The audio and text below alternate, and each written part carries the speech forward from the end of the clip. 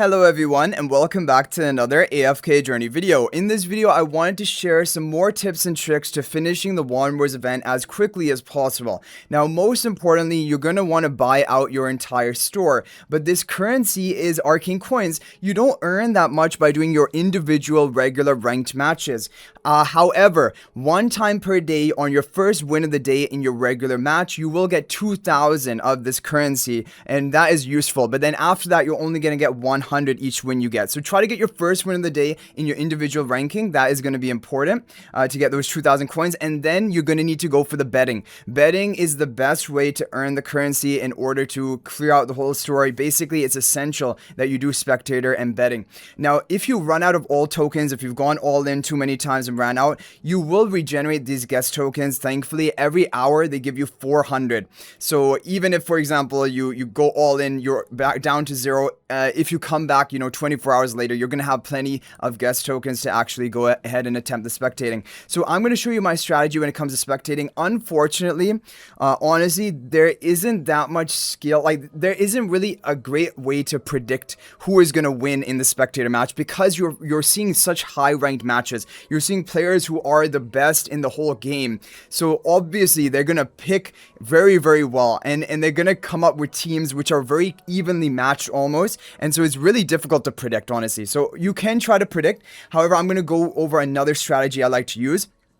Now, if you want to play for a while, you want to do multiple attempts to try and increase your guest tokens, you shouldn't go all in. All in is only if you don't have much time to play. You want to take the risk and maybe get the reward, and then you go all in. If it pays off, it's huge. If it doesn't, then you just log back in 24 hours later after more have, or whatever, 12 hours later, whenever you want to log back in to get your thing. So the point as Dunlinger, Dunlinger shuts down Cryonaya, right? But Cryonaya Percy, it has to be left side, right? I mean, it has to be left side.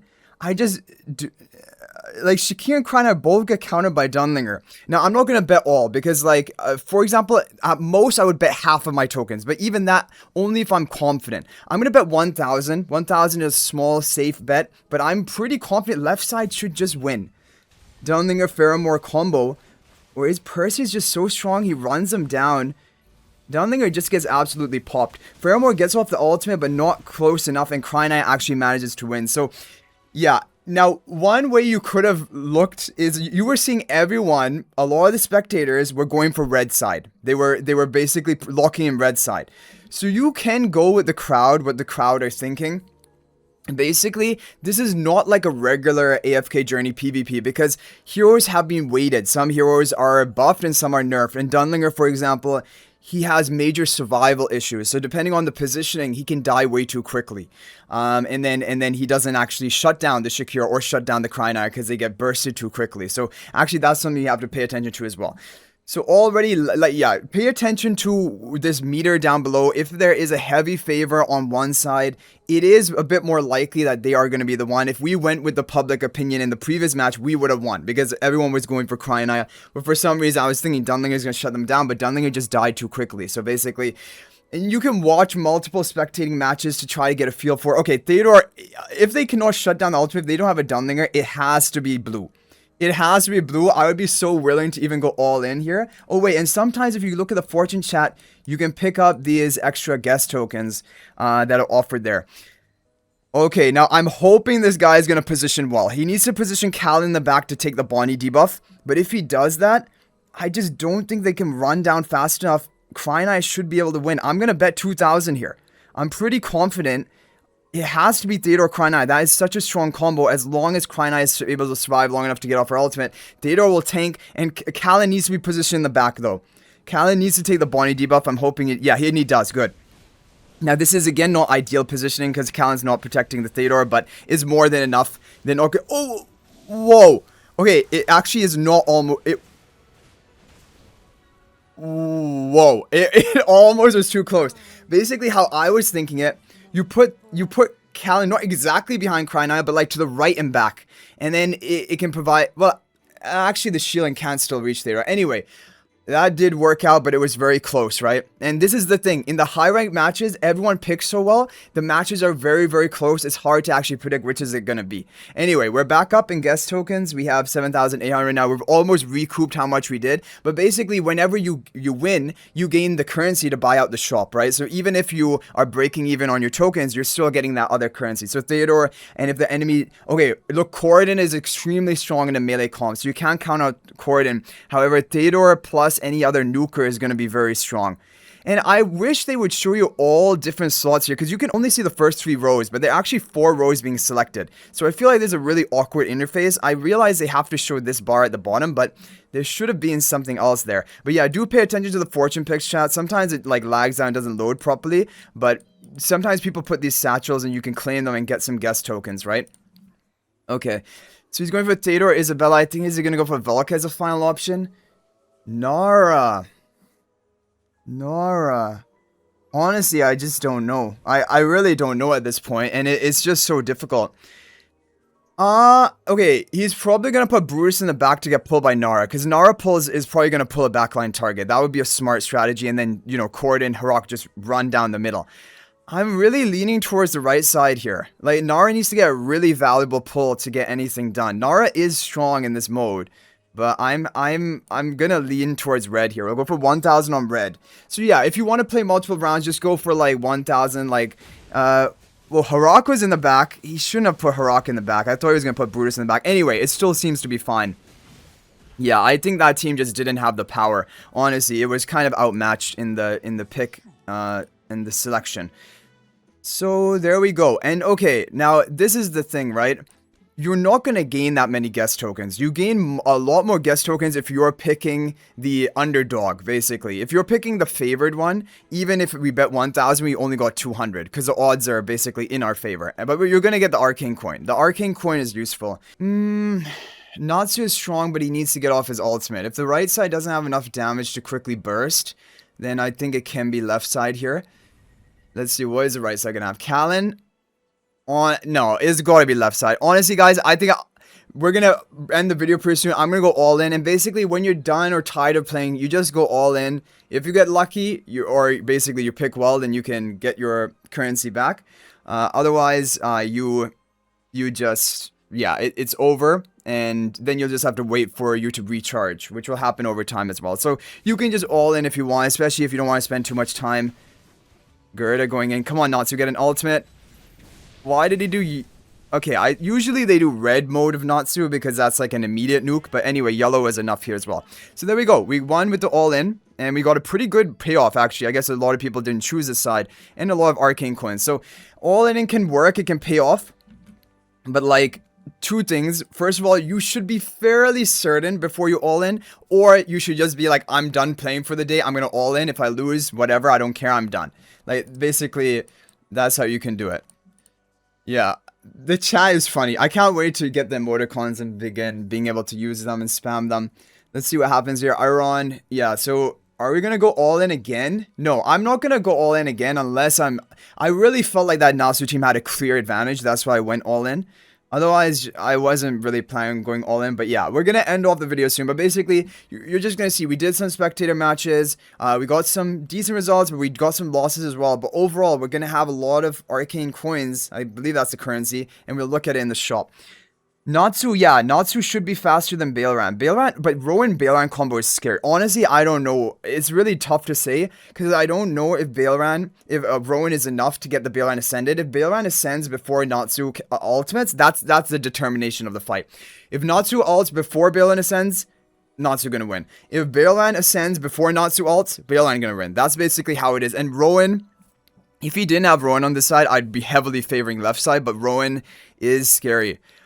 I'm still favoring left side, and also you should pay a bit of attention to the odds and try to vote against basically if a lot of people are voting one side and you're having an inclination towards the other side is pretty advantageous for you to vote it. I'm gonna do, let's make it interesting. 1,500 on left. Natsu, I'm counting on you. You need to ult before the Bailran ascends, but Rowan, I'm just worried about this.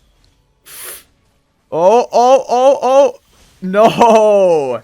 That was really, we got knocked down by the Bailran. Otherwise, you know, Natsu had the energy to ult. And if Natsu would have ulted, it would be game over. Okay, so we have another match here. Dunlinger, Odie on the right. And Talai on the left. Now, if the right side doesn't get any true damage, I'm going to go for Talaya. Because true damage is the only... it's left side. It's left side. We're going all in on the left side right now. The problem is everyone's going all in on the left side, so we're hardly going to get any rewards. But yeah, it is all in on left here. Now, it would be crazy, though. It would be somehow crazy if the right side does it. How? I don't know. Like, you know, there's always a chance for the other side to do it. You know what? I'm just going to be crazy. Everyone's voting left side. I'm going to vote 1000 on right. Because it was... And the thing is, Dunlinger blocks the ultimate. So, like... Whoa. There we go. We're actually going to get it with Odie. You know, honestly, sometimes I feel like it's rigged. I sometimes feel like it's rigged in favor of the underdog. Sometimes. We're going to get a huge return off of that. Look at that. Look at that. Gains. We hit the jackpot. Imagine if we went all in here. So, like, this is why betting the underdog can sometimes really pay off for you. Okay, guys. So, this is going to be the final round. I know it's addictive. I wanted to get a good all-in target before we're done. There's Talaya on the table here, but the enemy has Pheromore. Pheromore is going to shut down Talaya. Like, already we see Pheromore, or even Fresto actually shuts down Talaya because Fresto has that HP loss damage. Yeah, he's going to go Fresto Pheromore. I use Fresto Pheromore a lot, quite a lot in comms. Rowan Lucy combo is interesting. She's going to get an ultimate off really early. I think it's left side, guys. I think we're going to go all in. We're going to be done. Like, this is it. This is going to be the final one of the video. I'm going all in on left side because Rowan Energy Potion onto Lucy will be enough for her to basically almost insta-ult. And that ultimate is going to lock down the enemies and deal high damage. And then Talaya will be safe. That is a whole game plan. But now he needs to position Rowan in the backline to take the Vala mark. Oh, wait. He didn't. But Lucy's still regenerating enough energy, thankfully. Nice. We got the knock up. Okay. Oh no, Vala knocked her down. We have the Talaya going, but is it fast enough? Is Talaya fast enough? Oh, like the Fressers, like we said, I think they can bypass with the paralyzing venom. But let's see what happens here. No. Talaya is losing health. Oh.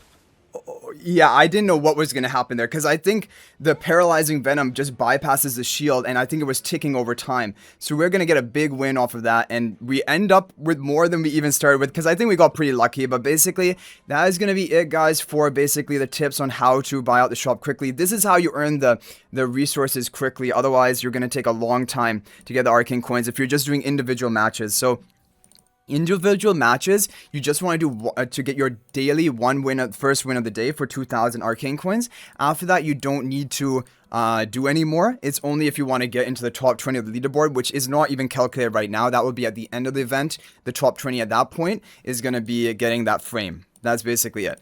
So look at this, guys. We're going to be buying out most of the shop right now.